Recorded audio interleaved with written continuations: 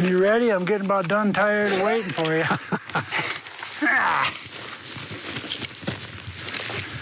Made her. This week on Bowhunter TV, I'm accepting one of the most difficult and dangerous challenges a bowhunter can handle: mountain goats in the high country.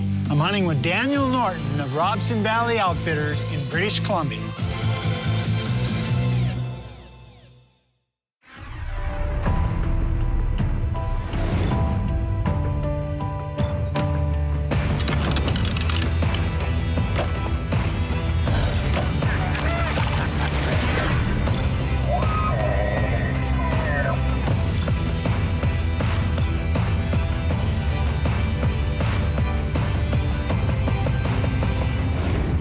Bowhunter. Presented by Ram Trucks, built to serve. After a long summer of physical and mental preparation, the final packing is done before hiking into the high country to bow hunt one of the coolest animals in North America, the mountain goat. The owner of Robson Valley Outfitters, Daniel Norton, is about to guide me into the unforgiving mountains of British Columbia. If I live through this hunt, I'm gonna run the elk down in Arizona. So we got a pretty good idea of what the goats do here, and normally there's another access point. We'll hunt them later in the season, but we know this time of year where the billies kind of 2-3 in a group at a time will hang out. So we're just gonna work on getting to camp, and then, you know, we might be spotting them a few miles from camp, but at least pick what peak, what mountain they're on. They're up higher on the mountains this time of year, and then they can play from there. We might have to move camp a few times depending on where they are, but I'm excited to get after it. It's been a long 18 months with the whole borders closed and stuff, so we're really keen to get after it. Looks like a couple billies up high there. Assuming they're billies, there's only 2 of them. Where are they at? Right up near the peak, right where it's really easy to get to them. Oh, yeah. No animal should be allowed to bed down up there. That's just not even fair. They are an awesome animal. The mountain goat is a special animal that lives in spectacular places, mostly inaccessible to predators, including humans. Goat country is beyond sheep country. There are big game animals that are more wary than goats, but none live in a more daunting and dangerous terrain. To the bow hunter, there is no greater challenge. Feeling kind of small right now.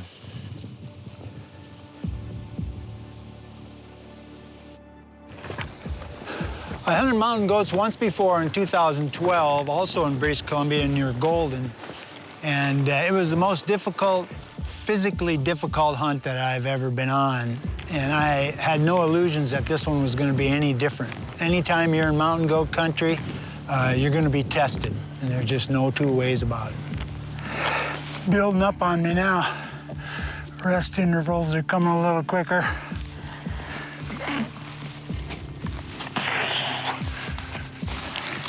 Carrying too much weight, I know that.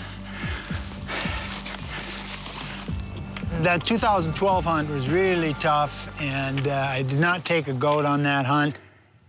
But there's kind of a quirky little thing with bow hunters especially, is you remember the good times, you remember the scenery, you remember the goats, and you don't remember the pain and suffering it took you to get there and get back. And so that sort of lured me into booking another goat hunt. It was gonna be just as tough, I knew it. That was a death march. But it's still, you can't resist trying it one more time just to see if you can handle it. 150 yards and 40 yards below the horizon is 2 billies. They're probably watching us right now thinking, what are them hikers doing in here? They ain't gonna bother us. We see lots of hikers. The Moment of Truth with Curt Wells. Brought to you by Ram Trucks, built to serve. If you hope to be the most efficient bow hunter you can be, you need a high-quality backpack. Well, I'm about to show you what I think may be the most versatile pack I've ever seen for both high country and the whitetail woods. But first, the Cafaro system starts with a high-tech carbon frame that will handle any weight you dare to carry.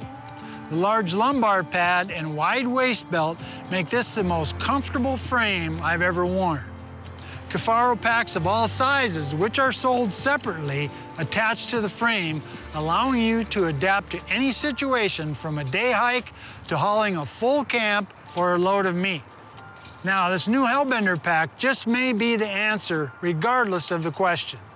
The most notable feature is the meat shelf, which allows you to haul anything you can think of, like a dry bag containing your tent, sleeping bag, pad, and food, just by using the extender straps. You can strap on an entire quarter of elk, a cape and skull, or half a deer. The whitetail bow hunter can easily strap on a tree stand and climbing sticks, or even a decoy or blind. The heaviest weight rides close to your back where it belongs, and the rest of your gear stays in the pack and isn't compressed by the load. Things you need quick access to, like rain suit, puffy jacket, or saddle gear, can be stuffed into the exterior pouch, and the large bottom loop will hold the cam on your bow when strapping it to your back. Double pouches on the sides hold the water bottles, spotting scope, tripod, rattling antlers, and trekking poles. A large interior with a water bladder pouch brings the total space to 2,250 cubic inches, but you could easily push it to 4,500 cubic inches or more with the meat shelf and add-ons like this guide lid. This ultra-versatile system isn't cheap, but quality and highly functional design never is. With a Hellbender on your pack, there is no reason not to be prepared for your moment of truth. This segment of Bowhunter is brought to you by Ram Trucks, built to serve. This segment of Bowhunter is brought to you by Browning Hells Canyon. Be there in 20 minutes. Okay. The first pull up the mountain was just brutal. You know, you start right off and you're making this climb at 7,000 feet, which doesn't sound like much, but when you're from 950, it's quite a bit. And I had no idea what lay ahead after that first hill. And at my age, surprises are not good. So it was brutal, and we kept going. 7 hours later, we finally dropped the packs and put our tents up just before it started raining. So we got a little bit of a break there, but that was a death march.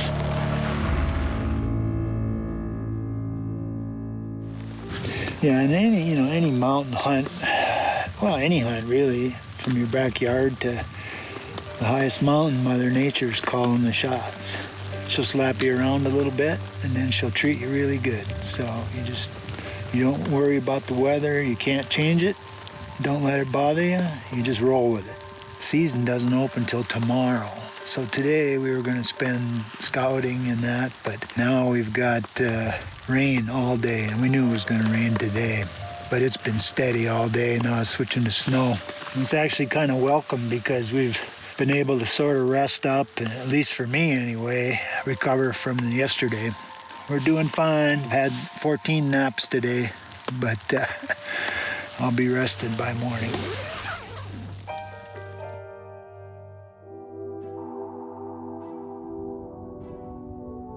So opening morning, it's pouring rain, complete washout. Couldn't even see the mountain that the goats were on. Visibility, ceiling was low, pretty much shut down goat hunting. By late afternoon, the clouds lifted and we had some visibility, but it was too late to make the 3.5-hour hike to the two billies we were watching. Almost 4 now, but we're watching those same two billies up on this cliff face up here. And then there's another 2 billies across the valley over there. But obviously not much we can do this late in the day other than keep track of these billies and see where they go. They're bedding in a pretty consistent spot, which is virtually unreachable, but see where they move when it gets to be towards sundown.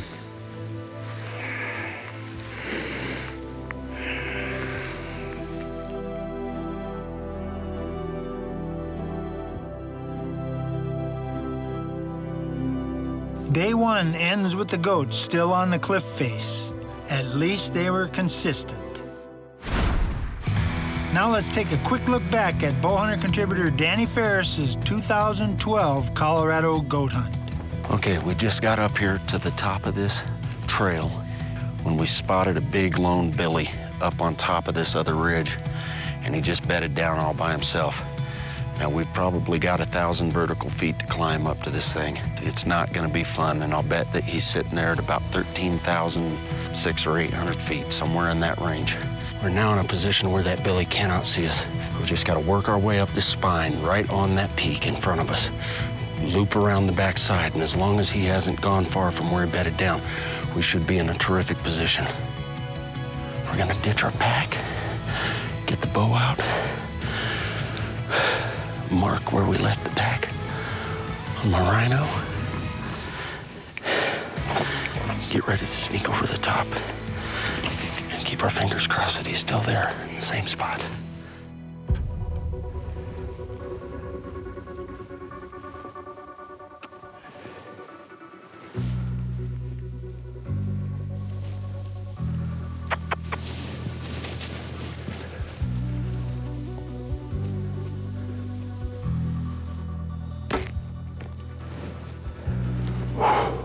That arrow hit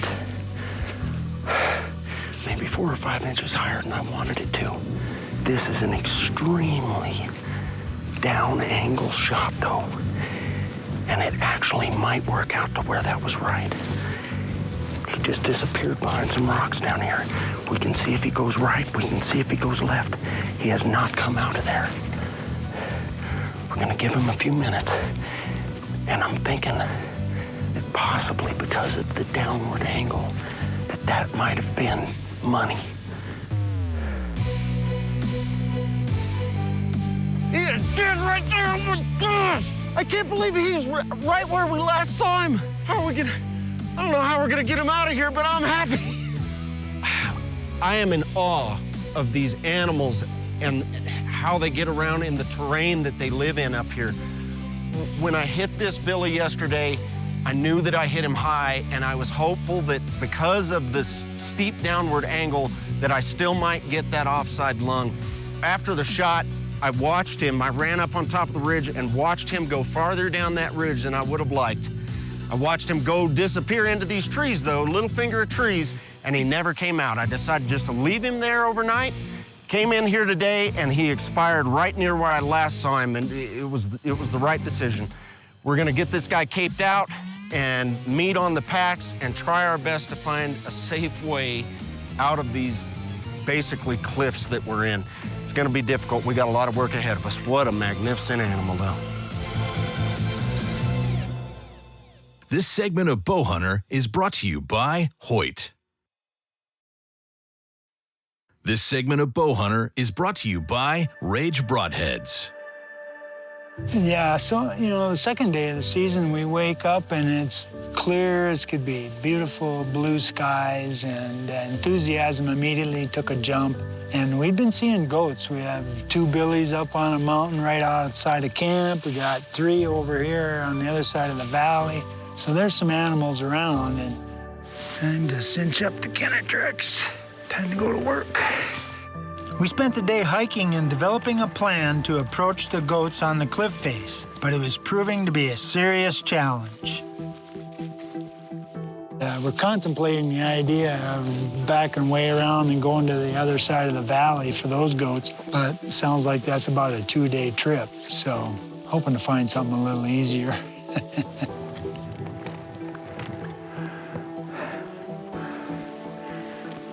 Being in the high country, of course, any sort of mountain hunting, there's a reward to that, just to be up in the mountains and hunting the high country, and whether it's mule deer or mountain goats, sheep, whatever, ibex in Spain. I just love being up in the high country. And then, of course, the difficulty factor, it's kind of the way a lot of bow hunters are. We try to do it the hard way. Come up here and you look at these peaks and where these goats are, and you think to yourself, how am I going to pull this off? The nice part about this big side hill we're about to do is it's broken up with cliffs and steep creek draws, too. Oh, boy. You're just making me more excited every minute.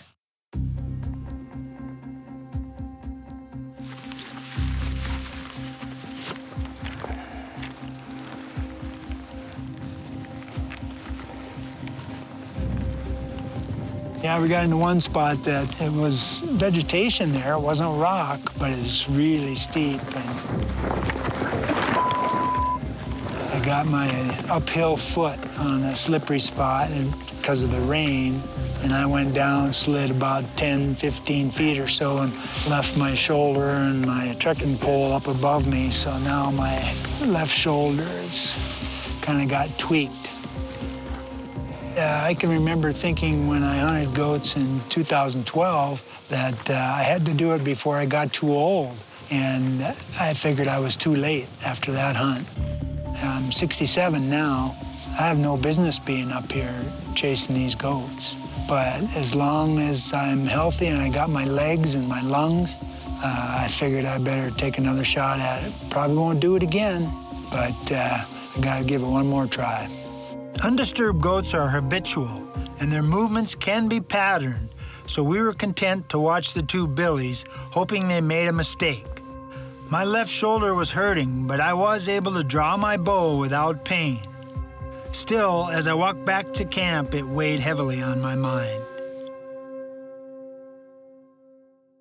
This segment of Bowhunter is brought to you by Easton. This segment of Bowhunter is brought to you by Browning Trail Cameras. The next dawn broke clear and sunny. The two goats were still there, so after some coffee and oatmeal, we packed up and headed up the mountain. The goats were up on their slope, doing what they do. They'd get up from their beds, feed a little while, lay back down again. So we decided it was time to make our move, and we had about a 3.5 to 4 hour hike to get to where we could make a play.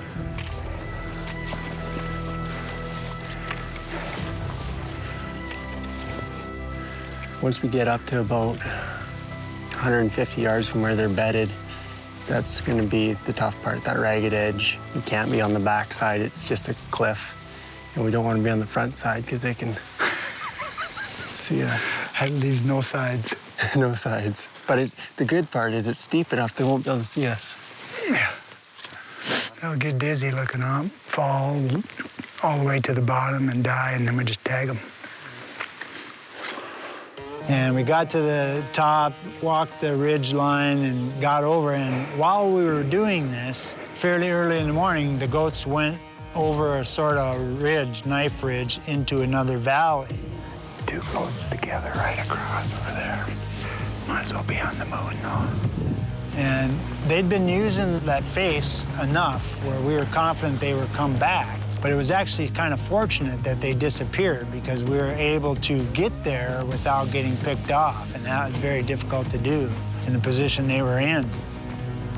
So we got up top to where we figured we could make our move, and I put on my white painter's suit and I attached my stalker decoy to my bow so that we could make a move when the goats came back. And this was about 10:30. So I'm gonna get geared up, I'll sit up there.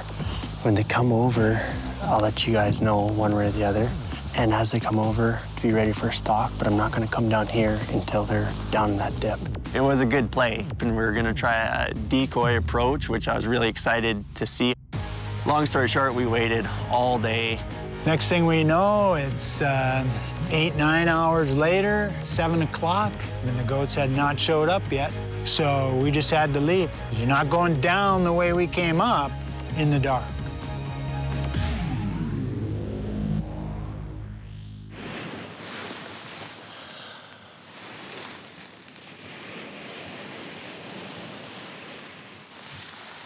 It was nice while it lasted, Curt. Yeah. As each day went by, the goats became a little less predictable. They'd go over one edge that you would swear they would die if they did, the straight cliff, sheer cliff all the way down. I don't know where they were going or why even. And then Mother Nature started to slap us around a little bit with rain, and we lost one day, complete day to wind, so strong that if you get up at any kind of elevation, you're not even gonna get your bow drawn, much less get a shot off. and the rain was coming in sheets, and then it would stop for a little while and try to lure you out there, and then it would rain some more. So we had to keep an eye on the skies, and this whole time we're seeing less and less of the goats. Finally, one day it quit raining where we thought we could make a move, and it was after the big wind, and the wind must have blown the goats off that face, because they would have been taking the wind right in their face, and they must have decided to bail, and they went over the side. And we sat and waited for them all day, and they didn't come back. So between the weather and the goats disappearing, we were running out of time. Reality starts to set in that you're actually trying to get bow range from a mountain goat on their turf, and it's a exciting hunt. It's a fun hunt, but you're up against the odds on a goat hunt. It sucks. You know, when you don't at least get a good opportunity, let alone success, and you're gonna end up with unsuccessful hunts. It's, you know, there's just no two ways about it, but it never gets easy. When sun goes down on the last day, it's tough. It's tough to process. That's why we're in it. Seeing clients that have worked hard, especially, you know, guys like Curt that are very real about it and modest, but I know it's, you know, it'll eat at you for sure, and it'll eat at me, especially on a hunt like this where I was super keen on the archery goat. Like I was pretty confident we were gonna get it done. So this is a tough one. It'll bug me until I can get him back up here for next round. Well, it's been fun. Yeah. Been a test, you know, personal test. Well, it's, I'm thoroughly impressed with, like I say, for you getting in here and humping up and down the mountains every day, Curt. Yeah. Gives me hope that I can guide for a few more years yet.